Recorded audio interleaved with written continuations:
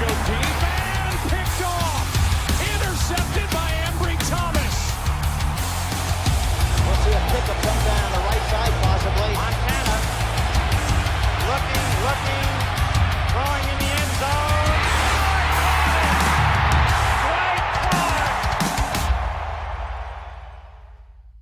Bonjour à tous, bonsoir à tous, bienvenue dans ce 49e épisode du Facebook Podcast. 49, un chiffre absolument magnifique, un chiffre qu'on adore tous en tant que fans des Niners, et un beau chiffre qui s'accompagne d'une absolument magnifique victoire, une déculottée, une branlée, utilisez le mot que vous voulez, 42-10 face aux Cowboys.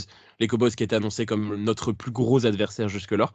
Et ben on a sorti notre plus gros match et notre plus grosse victoire face à eux pour m'accompagner dans ce podcast qui s'annonce absolument dithyrambique et plein de bonnes ondes.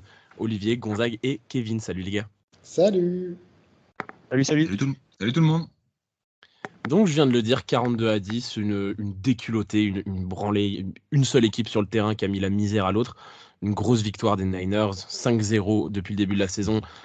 Une des meilleures attaques de la ligue, la meilleure défense de la ligue. Gonzague, le match, en dehors de ce match qui a été absolument incroyable, on peut le dire, ça y est, là la ligue l'a remarqué, on est la meilleure équipe de NFL. Écoute, ravi de te l'entendre dire. Écoute, non, mais on se disait en antenne que cette émission allait être très difficile à préparer parce qu'on va tous sortir d'immondes banalités, parce que je pense que nous serons tous d'accord autour de ce match. Oui, c'est un niveau exceptionnel et je pense que c'est ce genre de match qui arrive à lier les vieux briscards comme Olivier et moi et les plus jeunes, dans le sens où moi, sur plusieurs années de NFL, j'ai pas souvenir d'un match aussi complet, aussi bien de l'attaque et de la défense de San Francisco depuis très longtemps. Là, c'était vraiment la définition du match parfait partout, sur le fond comme sur la forme. C'est-à-dire qu'on peut parler du score, on peut parler de beaucoup de choses, mais l'engagement, la précision, l'absence d'erreurs, l'exploitation des erreurs adverses, tout fait que ce match a frôlé la perfection. Et un très grand bravo à nos joueurs, parce que si on joue comme ça en fait à l'avenir, je ne vois pas en fait qui peut nous arrêter de manière objective. Kevin ? Ouais, c'était quand même assez impressionnant cette performance. Je suis assez d'accord avec Gonzague. Moi, depuis une quinzaine d'années que je suis cette équipe, je n'ai pas souvenir d'un match autant abouti à tous les niveaux, une telle domination. Il y a pas de déchets, il y a presque pas de défauts visibles. Limite, sur ces 5 premières semaines, à force de regarder les autres équipes évoluer et nous voir des fois j'ai l'impression qu'on est en Ligue 1 et puis que les autres sont un peu en Ligue 2, quoi. À part certaines équipes genre Dolphins, Chiefs, limite Eagles, limite les autres, j'ai l'impression qu'on est 3-4 tons au-dessus de tout le monde en ce moment. Alors on est en début de saison, mais c'est vraiment impressionnant à voir. Olivier ? Alors moi, pour faire un rapide résumé de la situation, le match, je ne l'ai pas vu en direct, vu que le matin, je me levais tôt. Mais quand je me suis réveillé le matin, je suis une très vieille personne, je sais. Mais quand je me suis levé le matin, la première chose que j'ai vue, c'est qu'on avait, c'était vos messages, et surtout le message de notre bel enfant disparu, le petit Loïc. D'ailleurs, si quelqu'un a de ses nouvelles, on lui passe le bonjour, qui m'a dit, qui avait marqué sur notre discussion, tu vas adorer le match par rapport à l'intensité qu'ils ont produite. Exactement, c'est ce que j'ai vu en premier, c'est cette intensité, cette façon de jouer avec violence et avec précision. Et c'est tout ce que j'adore dans ce sport. Et quand ça joue comme ça, ça me rappelle il y a très longtemps, les années 89-90. Voilà, donc pour moi, je retrouve cette ligne d'équipe comme ça, aussi forte offensivement que défensivement. Offensivement, à l'époque, c'était Montana, Rice, Craig, Taylor, et défensivement, il y avait Monsieur Ranilot et Charles Ely, et on retrouve le même style d'équipe. Ça fait très mal, ça joue, on sent qu'il y a une sûreté, et ça prend ce que ça donne sur le terrain, et du moment qu'il y a une brèche, ça la prend, et d'un coup, ça fait une différence monumentale. Et je suis entièrement d'accord avec ce qu'a dit Kevin. On n'a pas l'impression qu'on fasse le même sport que certaines équipes qu'on va jouer au football américain depuis le début de la saison. On est vraiment au-dessus. La seule chose qui m'inquiète un tantinet, c'est l'année dernière, début de saison, Kevin nous l'avait dit, attention, les Bills sont partis trop fort, Est-ce que nous ne sommes pas partis trop fort? Voilà, c'est le seul bémol que je mettrai, en espérant me tromper. Oui, donc globalement, j'ai pas grand-chose à rajouter. Comme l'a dit Gonzague au début de l'épisode, ça va être compliqué de dire des choses différentes les uns des autres, à part qu'on a été absolument exceptionnels. Moi, je suis d'accord avec Olivier sur l'intensité. Et les mecs ont été à fond du début à la fin, sauf dans le 4e quart, parce qu'ils n'avaient plus besoin d'être à fond, puisque le match était terminé. Donc, en fait, 3 quarts temps de très, très, très, très grand football ont suffi à faire la différence face à une équipe des Cowboys qui a été aussi, il faut le dire, extrêmement décevante. Ils ont fait 3 bons drives défensifs et puis derrière ils ont complètement disparu en attaque ils n'ont jamais existé et en défense ils ont disparu face à les coups de boutoir incessants, notamment de Monsieur George Kittle qui, en plus d'avoir fait un match exceptionnel, s'est démarqué comme grand fan et auprès des fans comme grand homme quand il a soulevé son maillot et qu'il avait un t-shirt Fuck Dallas comme à la belle époque. Franchement, non, il n'y a pas grand-chose à dire sur ce match-là. C'était extraordinaire. Une performance de très très haut niveau. Je pense une des meilleures performances de toute la ligue, individuellement d'une équipe de toute la ligue depuis le début de la saison, si on prend la victoire des Dolphins face aux Broncos. Mais c'était face aux Broncos. Et là, c'était face aux Cowboys que tout le monde attend comme une des grosses équipes NFC et on les a détruits. Et écoutez, on va passer directement dans le vif du sujet. Top et flop. Et cette fois-ci, j'ai décidé d'être un petit peu plus dur avec mes camarades, puisque on avait pris un petit peu de liberté ces derniers épisodes sur les tops et les flops en ayant plusieurs chacun. Là, il y a tellement de tops que j'ai envie de réduire le coup. Un top chacun. Gonzague, j'ai envie de commencer par toi, ton top de ce match. Eh ben écoute, parler d'un top en parlant d'un joueur me paraît complètement lunaire. J'étais sûr qu'il allait tous les joueurs prendre un chemin sur le déco. Tous les joueurs ont été exceptionnels sur ce match-là, donc m'autorises-tu, Elliot, plutôt que de parler d'un homme, de parler d'une action? Une action, oui, ça me va très bien. Je pensais que tu allais prendre un chemin déversé en disant franchement, la défense, c'est mon top. Non. Voilà. Je suis pas de ce bois-là. Non, je veux parler d'une action, je veux parler du trick play sur le 2e touchdown de George Kittle. Parce que ça, c'est des actions pour lesquelles on aime le foot américain. Je veux juste que... J'ai invité nos auditeurs à revoir cette action et le degré de perfection dans l'exécution. C'est sublime. Moi qui suis plutôt un homme de la défense, voir ce genre d'action, ça fait rêver. Ça fait juste rêver. Et je trouve ce touchdown parmi les plus magistrales de ce début de saison. C'est souvent des actions qui, dans cette exécution, se voit plus en college football que dans la NFL. Et c'est ça que je trouve génial, c'est qu'en plus de ça, Shanahan, en plus de faire des jeux ultra sophistiqués, s'amuse même sur certains jeux en sortant des trucs pareils. Donc, superbe. Vraiment un grand moment de foot que ce trick-play. Je crois que Kevin a quelque chose à dire qui nous a signalé sur ce trick-play quand même. Oui, Gonzague qui adore un jeu qui n'est pas du tout académique et totalement improvisé. Je suis très surpris. Absolument pas improvisé. Moi, je suis surpris sur autre chose, c'est qu'il n'est absolument pas improvisé dans le sens où Ben Johnson avec les Lions l'a fait 3 heures plus tôt. Exactement. Non, il n'a rien improvisé. Après, oui, et puis Kyle Shanahan est un maître, et puis Ben Johnson est en train de montrer qu'il est un maître de l'attaque aussi, donc ça marche. C'est travaillé et ça marche. Kevin, ton top ? Je suis obligé d'y aller avec Brock Purdy pour cette fois.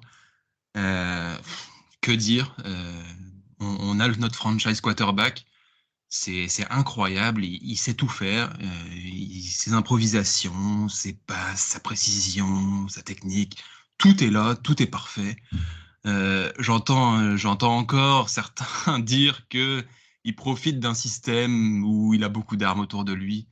Non, on peut être un bon quarterback dans un gros système, mais on ne peut pas être un quarterback élite comme il est en ce moment. On l'a vu avec Jimmy Garoppolo un peu avant, il a été un bon quarterback, il a fait ce qu'il a pu. Brock Purdy, ça explose dans tous les sens. Il permet à cette attaque de devenir la meilleure attaque de la Ligue aujourd'hui. J'ai pas peur de l'assumer. Il y a encore Dan Orlovsky qui a dit que Mac Jones pourrait être Brock Purdy s'il était aux 49ers. Non, mais avec tout le respect que j'ai pour Dan Orlovsky et qui était un quarterback absolument médiocre, ferme-la. C'est tout. Non, mais en plus, généralement, moi, Dan Orlovsky, ce qu'il raconte, je trouve ça plutôt pertinent en général. Mais alors là, oui, il a craqué complet. Bah après, on l'a bien vu, il a craqué complet, il s'est fait défoncer par tout le monde. Ouais, et par Rex Ryan directement, qui n'a pas été non plus le coach le plus inspiré de sa carrière, mais qui là a complètement sauté de sa chaise à ce moment-là. Olivier, ton top ? Vu que Gonzague il n'en a pas pris, j'ai le droit à 2 du coup. Mais t'es un zinzin, il a pris un top, il a pris l'action du touchdown de... C'est pas un joueur. Olivier, si tu en prends un deuxième, je coupe ton micro. Non, tu sais quoi? Non, Elliot, laisse-le faire un deuxième, car, mesdames et messieurs, Olivier va réussir à être synthétique. C'est un grand moment. Non, et puis, c'est un moment de podcast que nous allons vivre. Non, mais c'est surtout, j'ai envie de lui laisser ça pour une seule et bonne raison. Mesdames et messieurs, pour la première fois, en 49 épisodes, vous allez le voir à la fin de l'épisode, Olivier a travaillé. Donc, pour la peine, je te laisse tes deux. Allez, go. Lance-toi. Alors j'en prends un en attaque et un en défense. Alors, en défense, je vais prendre le mix entre le Predator et le Roi Lion, c'est-à-dire Donc, il y en a 3 Warner. alors. Non, Pardon. c'est un mix entre les deux. C'est Fred Warner. Fred Warner, à lui tout seul, compte pour 2, non? C'est un mix entre le Roi Lion et le Predator. C'est le Roi Lion pour son équipe et c'est le Predator pour l'équipe adverse. Il est exceptionnel. Ce mec, il y a même plus de mots pour définir à quel point ce joueur est juste au-dessus de tous les autres, mais de la tête, des épaules, de tout, quoi. Il est exceptionnel. Je me suis refait le match juste avant. Qu'est-ce que vous voulez dire? C'est le chef de la défense, c'est l'âme de la défense, et en plus, il est l'âme vocale, et sur le terrain, c'est un exemple. Il fait jamais de faute. À un moment, il fait une course, il suit pendant 30 yards pendant une course. Le mec, il est linebacker. Il le court après, il est à côté du gars. Et quand sur la passe en profondeur que Prescott envoie en touche je crois que c'est en fin de première mi-temps, le mec qui le court à côté, c'est Fred Warner. En même temps, il fait un sac, en même temps, il intercepte un ballon, en même temps, il est sur un fumble. Non, mais c'est bon, arrêtez, quoi. Arrêtez. Fred Warner, c'est très simple, sa feuille de stats, le seul truc qu'il n'a pas de rempli, c'est touchdown. Il a tout. Toute la stat est noircie. Et juste, avant de te laisser la parole, Olivier, moi, juste le fumble qu'il provoque, c'est du grand n'importe quoi. Parce qu'on a tous l'image où il donne le coup de poing dans le ballon, qui est une action toujours extrêmement impressionnante. Moi, j'ai revu l'action en premier sous une palette. Le placement, le mec, il fait les appels de jeu, il replace toute sa défense quand il y a une motion. Il y a un audible, il replace tout le monde, il dit à tout le monde, allez vous placer là. Et au moment où le ballon est snappé, il sait ce qui va se passer. C'est hors norme. Je revois aussi une action où c'est Stafford, le quarterback des Cowboys, Dak Prescott est dans ses 10 yards. Il part pour essayer d'empêcher une passe, donc il reste à distance, il bouge les mains, il lance pas, il lui fonce dessus, sac. Ah, mais sur cette action, il fait 4 choses différentes. Il fait une lecture où il bloque un receveur, il avance, il bloque la possibilité de Prescott de rusher, il lève les bras pour l'empêcher de passer et derrière il le sac. Il empêche de faire une screen juste derrière lui en faisant ce mouvement de bras. Il fait semblant de sauter, donc l'autre il pump, et quand il fait son pump, il lui rentre dedans. Et voilà. Sur cette action-là, il y a quasiment toute la panoplie du joueur. Et quel joueur exceptionnel. Et en attaque, je vais prendre Jordan Mason. Oui, monsieur. Il a marqué un touchdown et parce qu'il va droit et qu'il est comme dans les matchs de pré-saison, dans les matchs officiels. Il fait et il leur rentre dedans, il fait reculer tout le monde. Et quand on dit que CMC a trop de charge de travail, j'ai revu le match dès le premier quart-temps, il rentre sur le terrain Mason, première course, il rush sur 8 yards. Quel plaisir de voir jouer ce gamin. Mais tu sens j'ai même peur qu'il lâche le ballon tellement qu'il est content. Il passe les gars, il accélère, puis d'un coup on voit qu'il s'arrête, il fait ouais, il n'a pas passé la ligne. Je me régale à voir jouer ce gosse. C'est de la dynamite en barre et ça fait vachement plaisir de le voir s'épanouir au sein de notre franchise. Bah moi, pour mon top, en fait, moi, j'avais prévu, si Olivier n'avait parlé que d'un seul top, je serais sûrement allé sur l'autre qui ne l'a pas dit. Mais du coup, vous me forcez la main. Je vais être obligé d'y aller. C'est évidemment. Kevin n'a pas l'air d'accord avec mon top. Est-ce qu'on va vraiment finir cette chronique sans citer George Kittle qui réalise son meilleur match de sa carrière? On en a parlé un petit peu en intro. On en a parlé un petit peu en intro. On en parlera après. Parle de ton fullback sur côté. Mais ça va pas. Mais t'es un malade. Au moment où on regardait le match en direct, on parlait sur la discussion avec Kevin et Loïc. On était les trois à regarder le match en direct. Et Jordan Mason fait une première très bonne course, comme tu l'as dit, Olivier. Et Loïc, mais comme on le sait, Olivier et moi, nous sommes les deux supporters de Jordan Mason depuis le premier jour. Au moment où il a fait sa course, Loïc a dit sur le groupe: Ah, Elliot, tu as ton top pour pour mercredi, vu que Jordan Mesa a fait une course. Sur l'action d'après, réception incroyable de Juszczyk qui gagne le first down. Voilà. Il a également marqué un touchdown. Il a fait des réceptions très importantes. Il a bloqué, mais comme un dingue. Non, franchement, Juszczyk, je suis obligé de le mentionner dans un match comme ça parce que on sait que je l'aime d'amour. Il fait un travail de l'ombre la plupart du temps. Et il a été extraordinaire. Ok, maintenant on a fait notre tour des tops. Allez, un petit peu de fun. On peut tous en parler, faire plein de mentions honorables. George Kittle, allons-y, les gars, the floor is yours. Ah ben, George Kittle, tout simplement. Si on se rappelle la semaine dernière, j'avais dit pour ceux qui étaient là, ok, il marque pas de points en fantasy, mais je l'enlèverai pas de mon équipe quand même. Et je voulais dire coucou à ceux qui ont joué contre moi cette semaine. Je vous l'avais dit, je garderais Kittle sur le terrain. Et les 3 touchdowns, c'était parfait. Et ce coup-ci, il a laissé venir le jeu à lui. Il fait pas 50 réceptions, je crois qu'il en fait 3 ou 4 et il met 3 touchdowns. 3 réceptions, 3 touchdowns. Voilà, c'est une bonne stat. La ligne de stat, elle est délirante. Et la question ne se pose pas. J'avais un ami au téléphone cet après-midi, fan des Niners, et on est d'accord tous les deux, la question ne se pose pas. C'est le meilleur tight end de la ligue, tout simplement. Mais pas discuter avec Kelsey, pas Kelsey. Kelsey, il est bon, il est peut-être meilleur que lui en réception, mais pour tout le reste, il n'y a même pas photo entre les deux, quoi. Et pour moi, George Kittle, c'est le meilleur, et puis c'est tout. On l'avait dit en début de saison, c'est un peu choisi ton poison, cette attaque. Deebo Samuel a eu son match énorme, Brandon Ayuk a eu son match énorme. Bon, McCaffrey, on n'en parle même pas, il est énorme toutes les semaines. Et puis, ça y est, Kittle s'est fait aussi. Donc, ça y est, 5 semaines et tous nos joueurs, tous nos playmakers offensifs ont eu leur énorme match. Ouais, non, sur les questions des réceptions, quand tu compares à Kelsey, Olivier, au-delà du fait que Kittle est un meilleur bloqueur, moi je suis désolé, peut-être que Kelsey est un meilleur joueur de tracé que Kittle, et encore, on pourrait donner le débat, mais la réalité, c'est que, ne serait-ce que sur les yards after catch, et surtout les yards après contact, je suis désolé, Kittle reste un ton au-dessus de Kelsey, et là où je te rejoins complètement, c'est que pour moi, Kittle est le meilleur tight end de la ligue. Complètement. Je voulais également rajouter un petit truc. Alors, je fais une aparté par rapport à Kittle parce que j'avais essayé de le placer tout à l'heure quand Olivier parlait de ses tops. Juste revenir 2 secondes sur l'action de Fred Warner. J'ai un énorme regret sur ce match, mais un énorme. J'aurais tellement voulu, un petit peu comme on voit dans certains films américains, qu'il y ait une caméra embarquée dans le casque du running back au moment du fumble. Quand on voit la panoplie de joueurs rouges qui lui tombe dessus, l'image depuis le casque doit être phénoménale. La fin du monde en direct.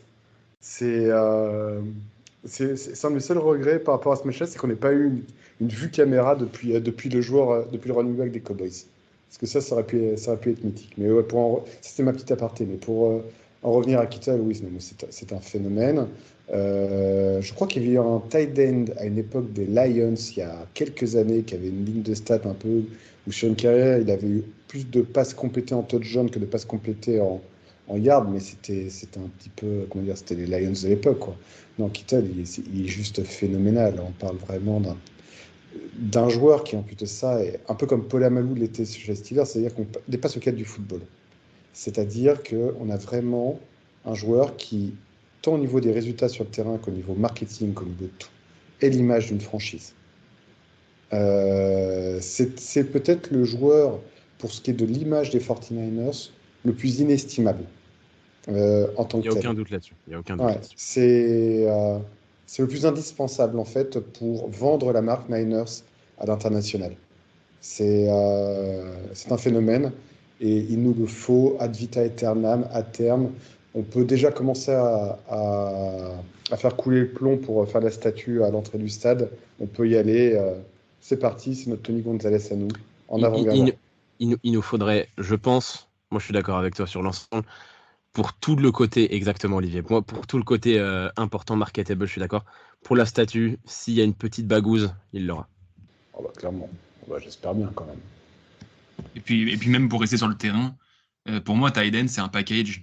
Et il y a eu des très bons tight end bloqueurs, il y a eu des très bons tight end receveurs, mais ceux qui sont aussi forts dans l'un que dans l'autre et qui sont élites dans les deux, il n'y en a pas eu beaucoup dans l'histoire. Ils sont pas beaucoup.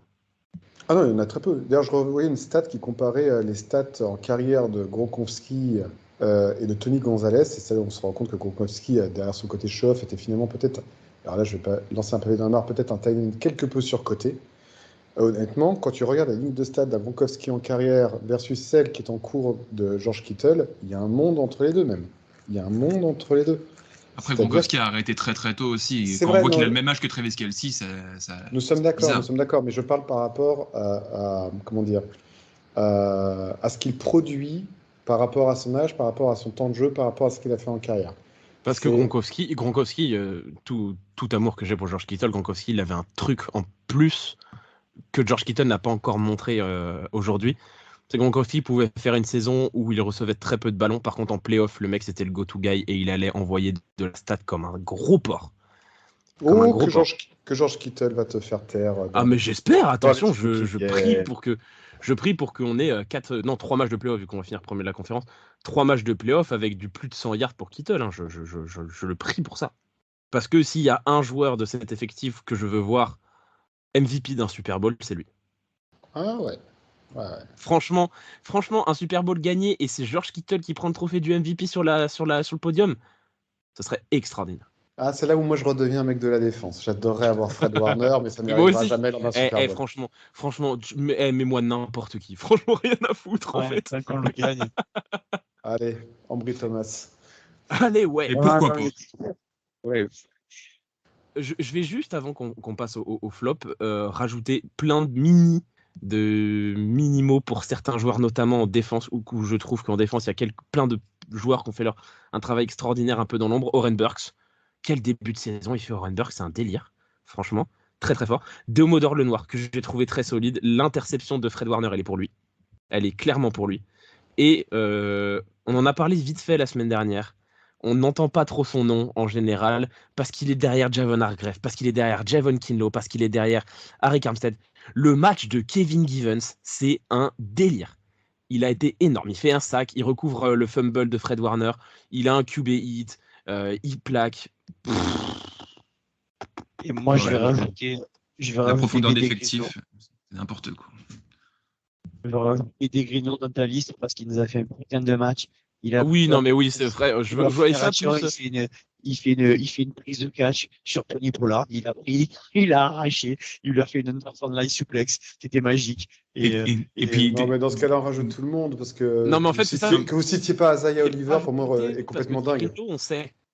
Ouais, mais Greenlaw, je trouve que ça mérite d'être souligné. Greenlaw, on sait. Je trouve que Greenlaw, ça mérite d'être souligné parce que depuis 1 ou 2 matchs, c'est le meilleur des deux mondes. Il est ultra intense, mais il fait plus de fautes débiles.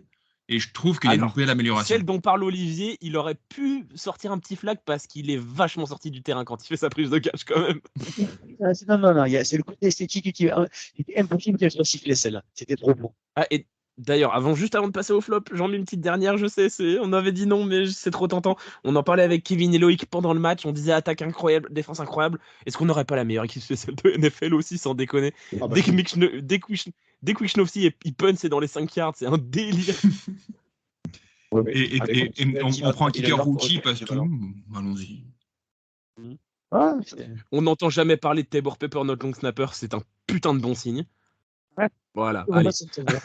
Non, mais on en a pour en fait, le truc, c'est la prochaine fois, en fait, la prochaine fois qu'on a un match comme ça, on prend la liste de l'effectif, on dit machin, oui, machin, oui, machin, oui. Voilà, ça va être beaucoup plus simple. Mais juste profitons-en. Avoir son équipe qui joue à ce niveau-là, c'est une fois dans une vie. Faut en profiter. Oui, parce que un niveau colossal en ce moment. Qui nous dit que l'année prochaine, on n'aura pas une saison un peu comme 2020 où dès les 2 premiers matchs, on a malheureusement des blessés et on va passer la saison, on va être dépressif dans le podcast. On va passer au flop parce qu'apparemment Gonzague, il a un flop sur ce match-là. Gonzague, on t'écoute. Alors oui, cher auditeur, en fait, ce flop se présente sous la forme d'un mea culpa. Parce que le flop de cette semaine... Ah, c'est toi le flop? Exactement. Le flop de cette semaine, c'est moi, cher auditeur. Pourquoi est-ce que je suis le flop de cette semaine? Pour la simple et bonne raison que ça fait plusieurs émissions où, dans les Factories, je propose un choix tactique que Shannon ne suit absolument pas du tout. Il fait strictement l'inverse. Et à chaque fois, c'est lui qui me met à terre, quoi. Donc... C'est pour ça qu'il est en sideline et que toi t'es dans ton bureau. Et que moi je suis dans mon bureau, exactement. Non, mais ce qui est très intéressant chez Shannon, là où je veux en venir, c'est que c'est quand même un mec Et on l'a vu notamment à travers ses choix de draft. Kevin en faisait d'ailleurs allusion pendant très longtemps. C'est quelqu'un qui ne va pas nécessairement s'appuyer sur les défauts des joueurs adverses, mais même les anéantir en tapant là où ça fait mal, parce qu'il a insisté notamment sur les points forts de Dallas et il les a atomisés malgré ça. C'est ça que je trouve extraordinaire dans les choix tactiques de Shanahan. Moi, j'avais insisté la semaine dernière dans la précédente émission pour qu'on insiste sur du McCaffrey justement et qu'on insiste sur le jeu de course. Il a fait tout l'inverse. La semaine d'avant, j'avais proposé l'inverse. On avait insisté sur McCaffrey. Bref, je suis le flop de cette semaine, mais puisque je suis quelqu'un d'assez médiocre et que je n'ai pas les couilles d'y aller seul, je vais également mettre Elliott comme flop de la semaine. Pour deux raisons. La première, c'est que ce monsieur, aussi sympathique soit-il, nous a quand même prétendu, quand je faisais la petite blague sur le fait que Purdy était first seed quasiment dans tous les domaines, qu'on n'avait pas besoin d'un quarterback pareil, qu'il n'avait pas besoin d'être ceci, pas besoin d'être cela. Kevin en a fait allusion d'ailleurs en début d'émission, qu'il était finalement dans la moyenne. Est-ce que, Elliott, tu vas quand même un jour reconnaître que nous avons un top 5 quarterback NFL, oui ou non? Ah mais moi je le reconnais depuis le début. J'ai juste dit la dernière fois qu'on n'avait pas forcément besoin d'un top 5 NFL pour gagner, mais que tant qu'on l'a, on va vraiment pas se priver. Hier, la semaine dernière, je le mettais top 10, vu ce qu'il montre aujourd'hui, c'est top 5, c'est clair. Voilà, et il y a une autre chose également que j'aimerais mettre en évidence, cher ami Elliott. Quand je me battais en début d'année pour te dire que oui, les 49ers étaient les favoris en vue du Super Bowl cette année, tu me disais oui, mais non, il y a quand même les Eagles, il y a quand même les chiffres. Je veux t'entendre ce soir, devant les milliers d'auditeurs qui nous écoutent, je veux t'entendre dire qu'il n'y a qu'un seul et unique favori cette année, ce sont les San Francisco 49ers que tu es accessoirement obligé d'aimer un tant soit peu. Est-ce que tu peux nous le dire non, mais ce ça, soir, aujourd'hui, je le au lieu de reconnais. nous balancer que les Eagles et les Chiefs sont au même niveau? Non. Ah, mais moi, c'était avant le début de la saison, je ne nous voyais pas aussi fort aussitôt. Là, aujourd'hui, oui, on est les favoris. Après, on se trompe tous parce que moi, mon favori de début de saison pour le Super Bowl, c'était les Bengals. Donc, voilà, on voit bien où on en est aujourd'hui. Non, oui, aujourd'hui, on est le favori. Il n'y a aucun doute là-dessus. On est trop impressionnant sur le niveau. C'est clair. Voilà, chers auditeurs, voilà les deux flops qui étaient les miens. Ce sont en fait vos chers présentateurs qui sont en fait de grands ringards et que les seules personnes crédibles sont Olivier et Kevin sur ce podcast. Elliott et moi sont juste des gros nazes qui vous sortent des banalités absolument horribles et vous racontent des conneries tout à longueur d'émission. Moi, je vais rajouter pas un flop, mais une mini remarque sur le match, un truc que j'aurais aimé voir à la fin, parce que évidemment, comme le match était fait, la fin, on s'est un petit peu fait chier quand même.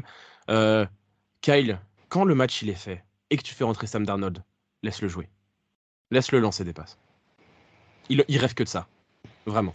Shanahan ne lance jamais de passe lorsqu'il mène très largement.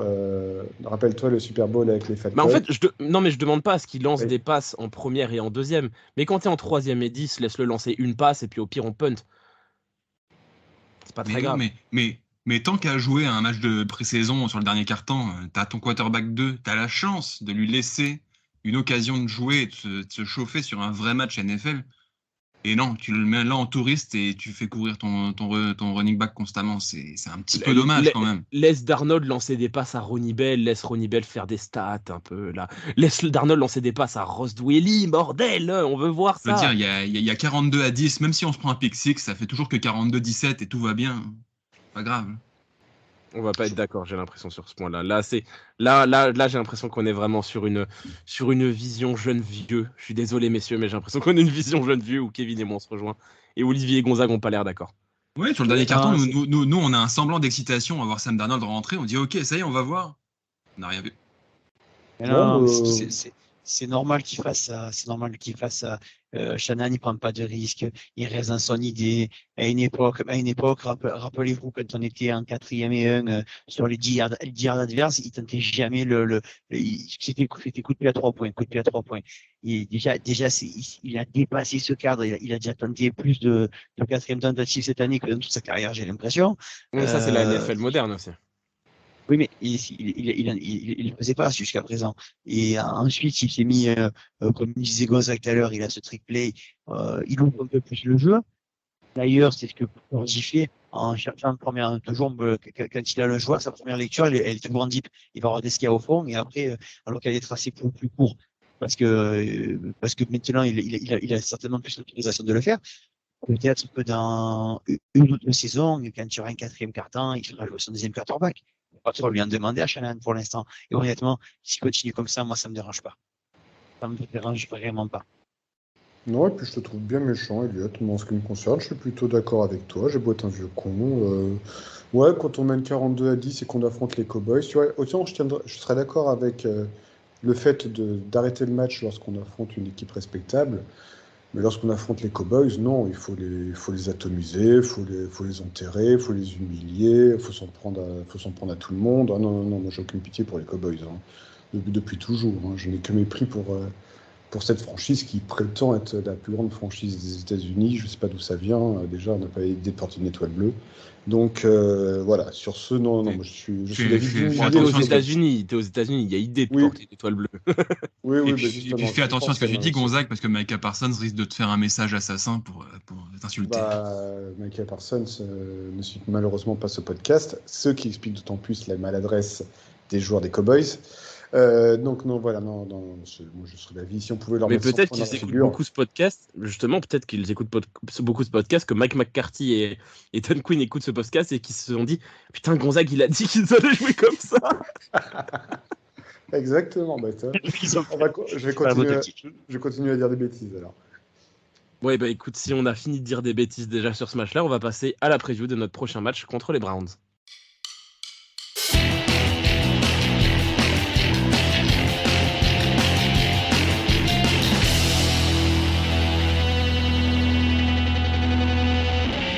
Dimanche à 19h, l'horaire préféré de Gonzague, nous affrontons les Cleveland Browns. Alors déjà, première chose, pour tous les fans de sport, il va falloir jongler, puisque le soir, il y a le match de l'équipe de France de rugby face à l'Afrique du Sud. Ça va être une galère. Va falloir choisir, va falloir faire double écran. Ayez un double écran, tous les fans des Niners. Il y a les 49ers, il y a le Red Zone, il y a le rugby. On est dans la merde. On est bien dans la merde, ouais, effectivement.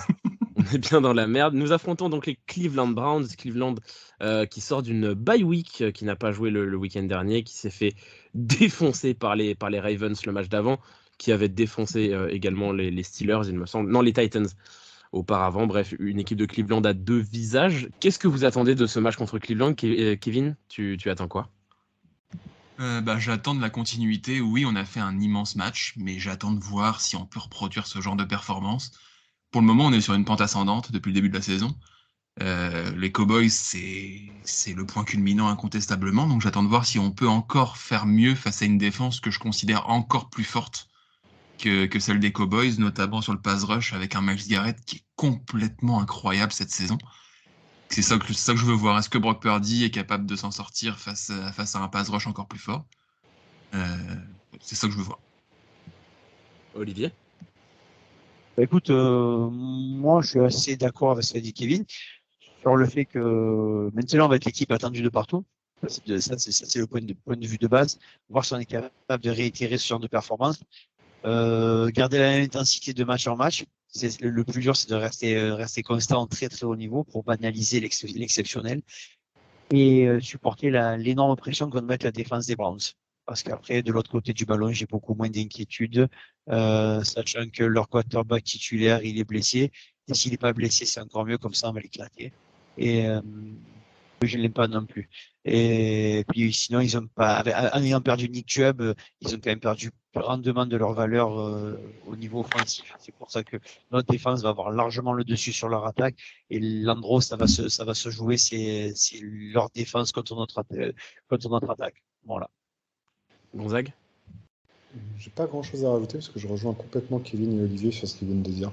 À savoir que vraiment, autant l'attaque des Browns face à notre défense ne me fait pas peur du tout. Je pense que ça va être le match et même joué par avance. Ce qui va être en effet, le match dans le match, ça va être en effet, là je rejoins un peu Kevin, la capacité de la O-line à protéger Purdy face au front seven des Browns. Parce que la dernière fois, on a vu la très bonne question de Johan sur quelle était la défense la plus dangereuse. J'avais sorti les Jaguars et je me disais que les Jaguars sont les défenses les plus dangereuses, mais en réalité j'avais complètement zappé les Browns. Et je pense que c'est en effet, là pour le coup, on parle souvent de test. Là pour le coup, s'il y a bien un match épreuve pour notre attaque à subir, c'est bien celui à venir avec celui des Jags. Je pense que ce seront les deux gros matchs de test. Et donc là, pour le coup, toute la difficulté pour Purdy, c'est de pouvoir rester sur cette même ligne de stats, à nous balancer marquer 30 points face aux Browns, ce serait une perf exceptionnelle. Je pense que marquer 30 points face aux Browns, c'est d'autant plus difficile que d'en foutre 42 aux Cowboys, là pour le coup. Donc c'est là-dessus que les 49ers vont devoir être extrêmement efficaces. Oui, je suis d'accord avec vous sur la dualité entre l'affrontement de notre défense face à leur attaque qui semble là totalement joué d'avance et le gros match dans le match, notre attaque, leur défense. J'ai eu la chance d'être invité par nos amis du French Dog Pod, le podcast des fans des Browns, pour en parler un peu. C'est ce que je disais. Clairement, depuis la blessure de Nick Chubb, leur attaque, il n'y a plus rien. Leur attaque, je vois vraiment plus grand-chose. J'aime beaucoup leur ligne offensive. Comme toujours chez les Browns, la ligne offensive est très efficace. Mais le problème, c'est que les mecs, ils défendent absolument rien derrière eux, quoi. Donc c'est un peu compliqué. Deshaun Watson, comme l'a dit Olivier, Deshaun Watson est blessé à l'épaule. Il est très incertain pour le match de dimanche. S'il ne joue pas, non Kevin, je suis désolé de te le dire, ce ne sera pas notre ami Dorian Thompson-Robinson, ce sera PJ Walker. Parce que Dorian Thompson-Robinson était absolument horrible et les Browns ont révélé que ce serait PJ Walker qui serait titulaire si Deshaun Watson ne joue pas. Malheureusement. Après, je préfère peut-être PJ Walker face à nous que Thompson-Robinson, parce que Thompson-Robinson, on n'a pas encore eu le droit à un quarterback hyper mobile cette année. Bref. C'est vrai. Moi, personnellement, à titre personnel, alors je suis désolé, là, on va rentrer certainement sur un sujet à débat puisqu'on dépasse un peu la sphère du football, mais j'espère très franchement que Deshaun Watson sera bien présent sur le terrain parce que je veux me le faire.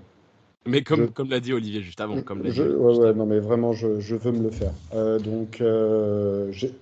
Deshaun Watson, sois sympa, remets-toi pour qu'on t'écrase, pour qu'on t'écrabouille et qu'on t'explique que certaines valeurs sont importantes à garder en main. Voilà. Après, je vous trouve très dur par rapport à Nick Chubb parce que Jerome Ford, je trouve, est excellent depuis qu'il l'a remplacé. Il y a Kareem Hunt aussi qui va commencer à monter en puissance, qui a rejoint récemment. C'est quand même pas horrible comme score de running back. Non, mais c'est pas horrible, mais c'est pas Nick Chubb. C'est pas Nick Chubb. Et comme je le disais avant, je pense Jerome Ford a sûrement beaucoup de talent. Kareem Hunt n'est plus le Kareem Hunt qu'il était chez les Chiefs. Il l'a jamais été depuis plusieurs années, même si ça reste un coureur intéressant. Moi, je pense que ils profitent grandement aussi d'une ligne offensive très efficace sur tous les points du jeu. Et je pense justement que face à notre front seven, ça va être beaucoup plus compliqué pour leur jeu de course. On va passer directement au Factor X. D'ailleurs, Kevin, ton Factor X sur ce match? Gonzague l'a un peu évoqué. Pour moi, c'est la ligne offensive. Brock Purdy, on l'a vu, est capable d'assurer, mais il a besoin quand même d'un minimum de temps. Et là, on va avoir un pass rush vraiment très affûté face à nous. Si Myles Garrett joue, mais je pense qu'il ne devrait pas y avoir de problème. Il n'y aura pas de problème. Et ouais, c'est ça. La protection de Brock Purdy va être pour moi ce qui va faire basculer le match en notre faveur. Olivier? Ouais, j'allais aller dans la même chose que Kevin. Ça va se jouer à ce niveau-là. Et donc, c'est quand on parle de la protection, c'est la qualité des blocs et les variations qu'on va pouvoir amener là-dessus. Gonzague? Je suis emmerdé parce que j'avais à peu près le même Factor X qui était aussi sur le Factor X, mais sur la capacité notamment à... Je vois bien un match un petit peu Army versus Navy dans la mesure où je vois bien une dualité de match sur course. Je pense, et je me trompe sûrement, la preuve sur les derniers épisodes. On va jouer à la passe. Exactement. Mettez vos sous sur 300 yards à la passe de Voilà, exactement, parce que moi, pour l'instant, je vois un match course contre course. Et je pense qu'on va abuser du McCaffrey parce que si on décide de partir sur du jeu de passe, et notamment du jeu long, il va vraiment falloir que la ligne offensive nous sorte un match en béton armé face au pass rush des Browns. Parce que ça va être du costaud. Face au pass rush des Browns, ils ont aussi des bons defensive backs, les Browns, il faut le noter également. Je suis d'accord avec Gonzague sur le point du jeu de course parce que leur point faible de leur défense sera peut-être leur defensive tackle. Là, je suis d'accord avec toi. Moi, ça sera aussi le duel pass rush, ligne offensive, mais dans l'autre sens. Moi, je pense que, ok, le match dans le match va se jouer sur notre attaque, leur défense, mais je pense qu'en fait, si notre pass rush met de la grosse pression sur une bonne ligne offensive et écrase le quarterback, quel qu'il soit, des Browns dès le début du match, en fait, on va, même s'ils ont de bonnes défenses, on va marquer des points. Si on les empêche directement de marquer des points en écrasant le quarterback, en fait, le match, il va être facile rapidement. Il va être facile rapidement si, en fait, quel que soit le duel difficile qu'on puisse avoir face à leur défense, si on n'encaisse pas de points, en fait, la discussion, elle sera même pas là. Parce qu'on va marquer des points. Donc si on n'en encaisse pas, la discussion, elle n'existera même pas, en fait. C'est pour ça que moi, je vois le facteur X dans le fait de les écraser dès le départ. On va passer direct au prono. Olivier, ton prono pour ce match? On va gagner 28-10. Kevin? Je vois un match assez fermé pour cette fois. On va quand même marquer des points un petit peu, je dirais 23-13. Gonzague? Je suis très très proche de Kevin. Parce que pour les mêmes raisons que Kevin, je vois un match fermé, très verrouillé. Et pour une fois, je ne vois pas gagner large. Et moi, j'étais sur 23-16. Donc très proche de Kevin. J'étais sur un match fermé aussi, mais sur un écart plus proche de celui de Kevin. Moi, j'avais un 20-7.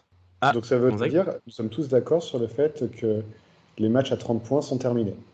Oui, mais c'est pas très grave.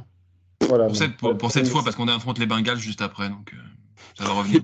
Les Bengals sera plus dans l'autre sens où on va mettre des points. Carnage. Ça va être un carnage au fond. Quand tu vois la défense des Bengals actuellement, ça va être un carnage. Pourquoi est-ce qu'on joue pas les Broncos d'ailleurs? Est-ce que vous pensez que si on jouait les Broncos, on leur mettrait 100 points quoi? Non, on n'a pas l'attaque. On n'a pas l'attaque explosive des Dolphins. Si on était contre les Broncos d'aujourd'hui, à 40-3 au début du troisième quart-temps, là on enverrait du Sam Darnold à fond les ballons et on finirait tranquillement. On enverrait du Tyrion Davis Price, on connaît Kyle Shanahan. On enverrait du Tyrion, on enverrait du Samuel Womack et Ambry Thomas en duo dans le backfield, du Willis Snead et Chris Conley à la réception, on serait bien. Ok, vendu. Olivier, t'as travaillé les questions et du coup on t'écoute. Oui. Alors, déjà, je vais remercier les gens aussi bien sur Facebook que sur Twitter. On dit Twitter ou X, je sais jamais comment on dit maintenant. Franchement, on dit Twitter encore. Hein. Personne on ne dit dit Twitter. X. On dit Twitter. Et, pour toi, ce sera X, Olivier. Pour moi, ça sera X, d'accord, ça va étonner. Donc, je vais commencer par une première question venant de Facebook de Monsieur David Morisot. En étant moins agressive sur les blitz, notre défense ne serait-elle pas devenue encore meilleure? Question pour le spécialiste S-Défense, Gonzague.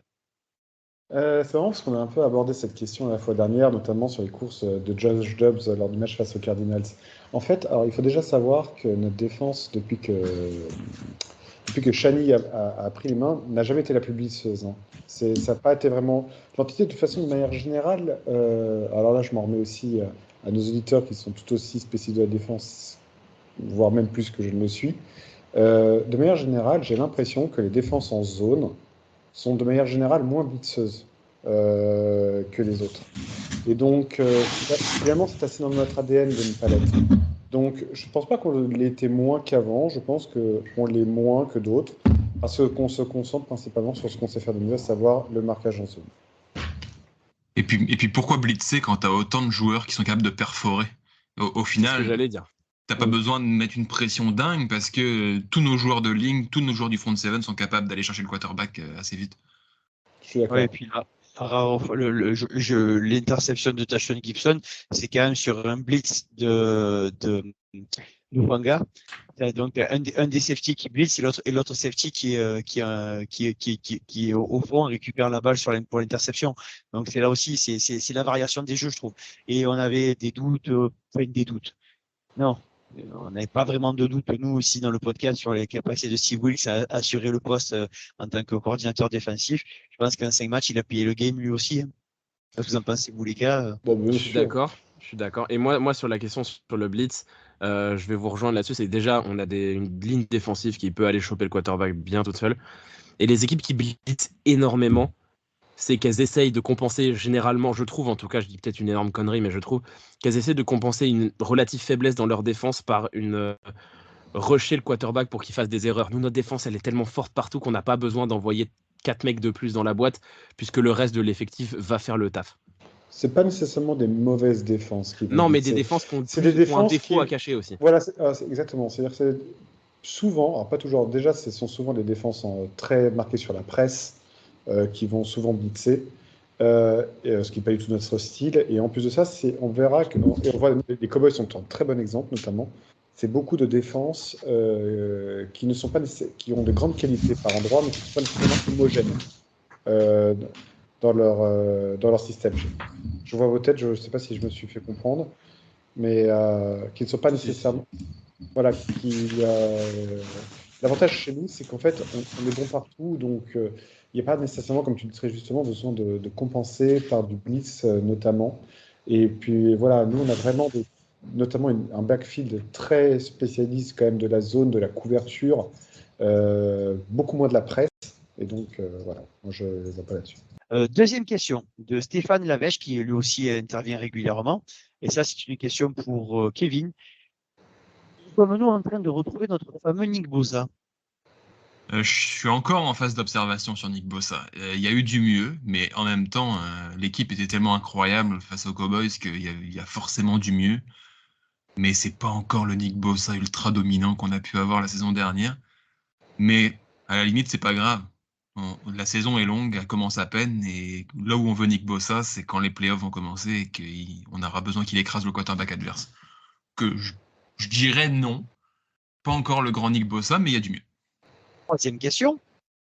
Et là, je vais poser la question à notre Elliot national.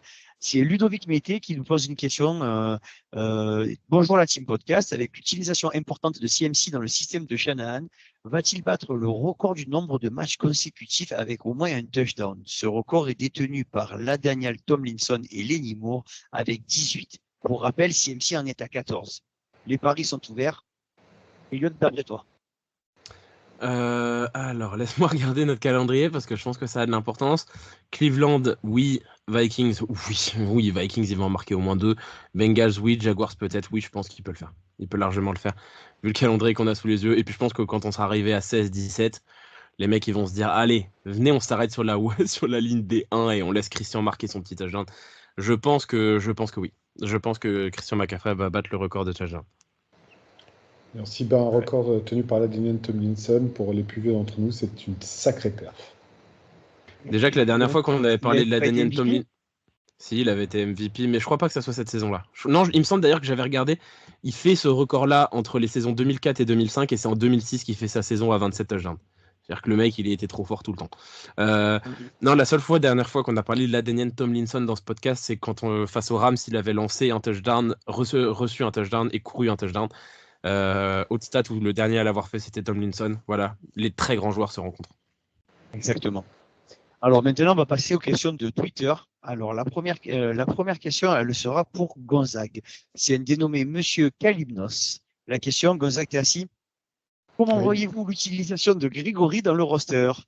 Pour ma part, je ne vois pas un gars comme lui venir pour être sur le banc. Vas-y, Gonzague. Il va falloir pourtant qu'il y reste. Hein.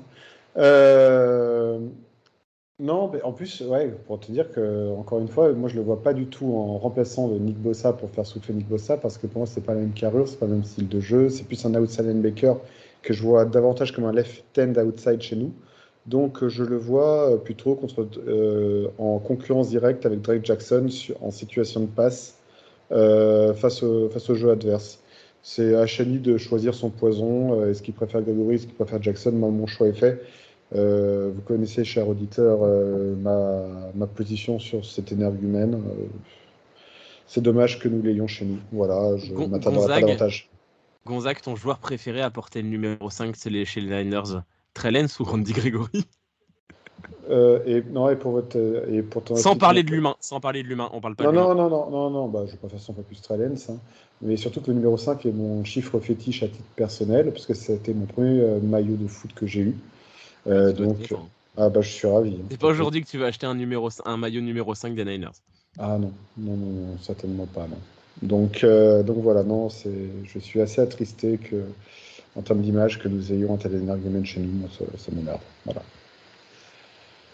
Il y a une bonne réponse ou Non, on le laisse dans sa haine. Non, c'est pas de la haine, c'est de la déception. C'est de la déception. Il n'y a pas de haine dans mon propos. Hein. J'ai aucune haine contre un joueur de mon équipe. Hein. Non, c'est juste que, voilà, en termes d'image, je trouve ça déplorable. C'est tout. Alors, celle-là, je te l'accorde, c'est un dénommé Casval Asnable. Est-il possible, selon vous, qu'on fasse une saison sans défaite? Alors, c'est assez drôle que cette question vienne parce que j'y pensais justement en voyant le match des Cowboys. Je me disais que je commençais à y croire de plus en plus à cette saison invaincue, cette saison parfaite. Parce que on est tellement au-dessus, comme je l'ai dit en début de podcast. Des fois, j'ai l'impression qu'on est en Ligue 1 et les autres sont en Ligue 2. C'est tellement supérieur. Les derniers à l'avoir fait, c'est les Patriots, il y a une quinzaine d'années, il me semble. Et ils étaient à peu près autant supérieurs qu'on l'est nous en ce moment. Et ils avaient perdu au Super Bowl. Ils avaient perdu au Super Bowl, effectivement. Mais ouais, moi j'y crois fortement à la possibilité de faire une saison parfaite. En plus, là, on est dans la période la plus difficile du calendrier, avec les Vikings qui arrivent, les Bengals qui arrivent, on a fait les Cowboys, on va faire les Browns, on va faire les Jaguars aussi, tout ça est assez regroupé. Et après ça, le calendrier devient plus facile à nouveau. Donc j'ai tendance à y croire. Je fais juste une petite aparté, même si c'était pas à moi de faire la réponse à la question, c'est que je commence comme toi à y croire de plus en plus, comme tu dis, en regardant le calendrier. Et puis même, encore une fois, la saison où les Patriots font la saison parfaite est une saison que j'ai vraiment très très bien suivie à l'époque. Et là, on est sur discussion de comptoir, mais je suis convaincu que demain, tu fais jouer les Patriots de l'époque versus les 49ers d'aujourd'hui, je mets un gros billet sur notre victoire. Les 49ers avaient de très très très gros playmakers, mais elle n'était pas aussi équilibrée que la nôtre. Olivier, il n'est pas d'accord parce que les arbitres, ils seraient intervenus. Merci Elliot d'avoir lu dans les pensées. Moi, je vais juste faire mon intervention. Je répète ce que j'ai dit en avant-saison. Non, on ne fera pas une saison invaincue. Oui, on va perdre un match contre les Seahawks. Ça va pas. Je reste là-dessus. J'en suis sûr et certain. Je reste là-dessus comme depuis le début. Ça va pas. À part Philadelphie, dans un très grand jour, je vois pas qui va nous taper honnêtement. Sauf si, évidemment, le cas blessure. Le cas blessure d'un Purdy ou autre, où là, ça change complètement le donne. Parce que là, il faut dire aussi quelque chose. Dernière question. Attends, vas-y, c'est reparti pour 2 heures de discussion gonzaguienne. Juste terminé, c'est vrai que là, on a quand même eu beaucoup de chance depuis le début de l'année, c'est qu'on n'est pas sujet à de grosses blessures sérieuses au sein de l'effectif. Ça, là-dessus, c'est quand même un gros coup de bol aussi qui nous aide, entre guillemets, à avoir ces performances-là. Dernière question, et cette question, elle est donc pour Elliot. Non, Kevin, non, c'est ça, Elliot, c'est bien ça. Non, c'est moi. Anfield Sharks, très joli nom, Anfield. Est-ce qu'on cherche un cornerback? Si oui, vers qui peut-on se tourner? Et la deuxième partie de la question, est-ce qu'on peut atteindre le record des Steelers avec 10 victoires de rang en saison régulière? Pour moi, je vois pas pourquoi c'est le record, vu qu'on a déjà dit que les Patriots, c'est pas le record. C'est pas le record. Voilà, donc mais c'est le record dans la même saison. Maintenant, les Patriots. Mais non, parce que tu as pas mal d'équipes. Les Dolphins ont été invaincus une saison entière. Ils ont gagné le titre. Les Patriots et les Dolphins en plus ont gagné le titre à l'époque. Donc du coup pour la deuxième partie de la question, on y a répondu puisque l'objectif ce serait de faire une saison invaincue. Pour la première partie de la question, est-ce qu'on recherche un cornerback? Aujourd'hui non, pas forcément parce que c'est pas forcément enfin si ce serait la priorité si on devait recruter quelqu'un. J'ai pas l'impression que ça soit forcément dans les plans aujourd'hui du front office, à part si la bonne opportunité sur le bon joueur se présente. Mais aujourd'hui, je trouve que Deomodore Lenoir a fait le taf contre les Cowboys. Il faut lui laisser sa chance. Il a été moins bon sur certains matchs, mais il n'a pas été horrible non plus. Donc je pense que le front office a les yeux ouverts, comme toujours. Comme ils avaient les yeux ouverts où ils ne pensaient pas forcément récupérer un defensive end et ils ont récupéré Randy Gregory. Voilà, ils ont les yeux ouverts. S'il y a une bonne opportunité pour un joueur qu'ils aiment bien au bon moment, ils vont y aller. Mais à partir du moment où ils se sont dit qu'ils n'allaient pas signer Jason Verrett et qu'ils l'ont laissé partir au Texans, je pense qu'ils ne croient plus en rien. Alors, je suis entièrement d'accord avec toi là-dessus. Par contre, on m'a dit, alors je ne sais pas si c'est vrai, faux, je laisse les spécialistes que vous êtes allés vérifier les informations, que ça commencerait à frétiller du côté de Patrick Surtain. Non, ça c'est des rumeurs, il ira nulle part. Voilà. Les Broncos sont en reconstruction. Les Broncos ont la possibilité, il y a des grandes chances qu'ils fassent partir beaucoup de monde. Il y a beaucoup de monde qui pourrait partir. Il y a du Cortland Sutton qui pourrait partir, du Jerry Jeudy, du Garrett Bowles, du Kareem Jackson qui pourrait partir. Il y a 2 mecs qui ne bougeront pas, c'est Justin Simmons et c'est Patrick Surtain. Ils n'iront nulle part. Ce qui s'explique, tu es en reconstruction, tu as déjà la chance d'avoir 2 très jeunes joueurs très performants. Tu vas construire là-dessus plutôt que de recommencer complètement à zéro. Ça n'aurait aucun sens. Complètement d'accord avec Kevin Elliott. Déjà, le départ de Bradley Chubb l'année dernière, j'avais pas compris. Mais là, vraiment, Surtain et Simmons, ça bougera pas. Si, Bradley Chubb, c'était un changement de système. C'était un changement de système, mais c'était une fin de contrat aussi. Ouais, tu avais un changement de système. La Patrick Surtain et Simmons, ça n'aurait aucun sens. Aucun. Surtain est le meilleur cornerback de la ligue, il va pas bouger. Olivier, je crois que tu as un jeu également à nous proposer, un jeu de. Mais il est incroyable, monsieur... c'est Olivier ce soir. Mais oui. qu'est-ce qu'il a? Alors, je pense qu'il va juste le présenter. C'est quand même un jeu de Monsieur Johan Lassous qu'on est obligé de saluer là-dessus. Mais Olivier se prend le relais là-dessus. Alors, vous allez voir les copains, c'est très très simple. Johan, il a une très très bonne idée. On va jouer au jeu des numéros. Mais c'est le jeu de Kevin, ça. Comme on a fait l'année dernière. Sauf qu'on va jouer avec des jeux de numéros entre 2023 et 2013. Mais t'es un connard. Johan, quand tu entendras ça, c'est Gonzague qui vient de le dire. Non, comment ça marche? mais... Tu nous dis l'année et le numéro? Exactement. Je sens qu'en plus, il va nous en envoyer des hyper durs. Mais non, mais attends. Non, il est. Alors, cet exercice. Vernon Davis. Allez, Vernon Davis. Ricky Jean-François. Voilà. Alors, je vais commencer pour vous dire un truc. Yo, il a fait un truc très gentil pour vous, pour nous.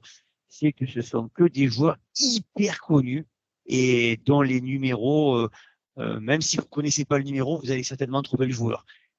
On va commencer, on va aller directement. On va en faire 5 ce soir, pas plus, 5. Ok. D'accord? On va commencer en 2016. On était nul en 2016, putain. Avec le numéro 7. Kaepernick. Oh oui, Gabbert. oh oui, Gonzague. Oh oui, Gonzague. Oh oui, Gonzague. Kaepernick en Gonzague qui 2016. trouve Kaepernick. Ah oui, ouais. c'est sa dernière saison Kaepernick en 2016. Ah ouais, je le voyais partir en 2016, mais ok. Il m'a volé Mesdames et Kaepernick. messieurs, si on arrêtait le jeu maintenant, Gonzague aurait enfin gagné un jeu de numéros. Exactement. Mais c'est surtout Gonzague qui trouve Kaepernick. On n'arrête pas le jeu des numéros maintenant. Nous sommes toujours en 2016. Le numéro 25. Richard Kevin Sherman. Jarrett. Ah oui, Sherman. Pardon? Exact. Sherman. Non, c'est pas Sherman, c'est plus tard Sherman. En 2016, non. 25. Carlos Hyde. Non, c'est le 23, je crois, Hyde. Ça, je suis très mauvais à l'exercice. Eric Reed. Ça.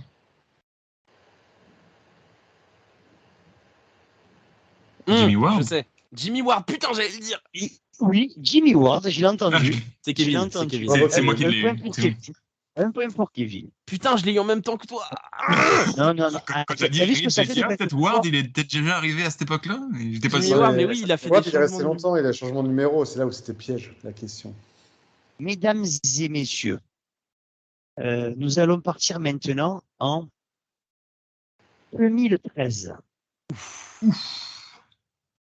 Numéro 74. Jostali. Stélé. Gonzague. Gonzague à nouveau. Ouais, Gonzague en premier. On lui donne. Là, je suis obligé de l'avoir. Ça aurait été scandaleux. Mesdames, messieurs, nous sommes quand même à 2 joueurs. 3 joueurs, 2 points pour Gonzague, 1 point pour Kevin. Ouais, mais plus tu remontes loin, plus Gonzague a un avantage aussi. Bah, exactement. Je suis d'accord. On va faire plus difficile. On va faire 2022. Moi, j'ai perdu. Regardez comme il est content, Elliot. Regardez comme il est content. Bah, 2022, c'est l'année dernière. Je vous avais mis branlé sur branlé à ce jeu-là sur la saison 2022. Numéro 74. Spencer Williams. Burford.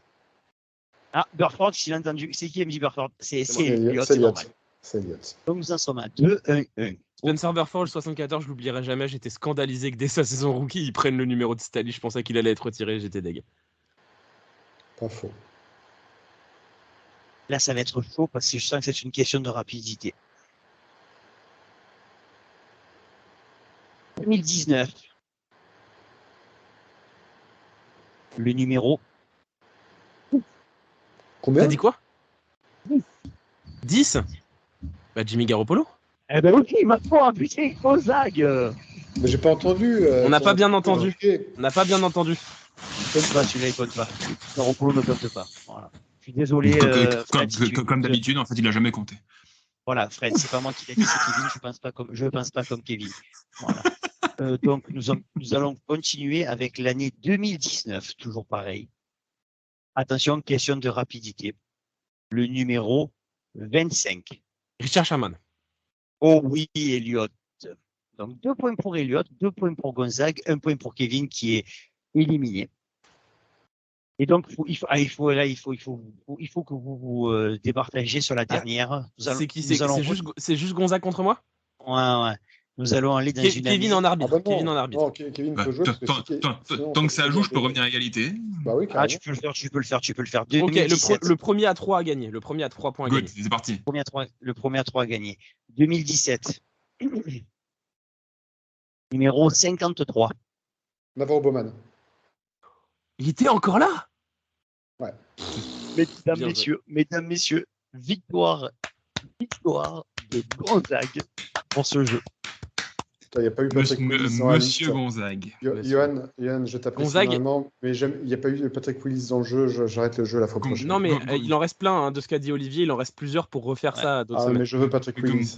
Gonzague a donc été un flop et un top dans la même émission. C'est quand même assez incroyable. C'est fort. Exactement.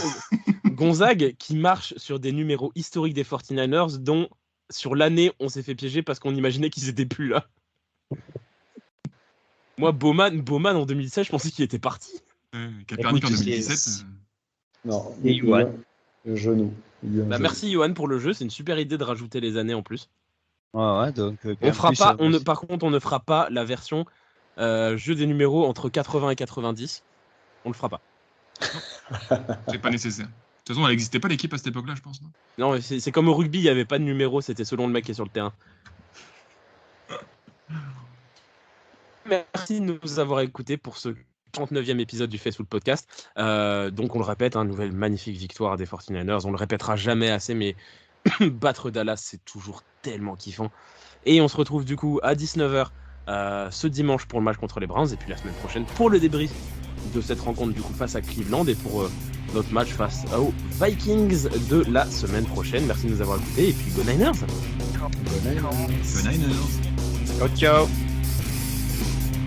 Come on.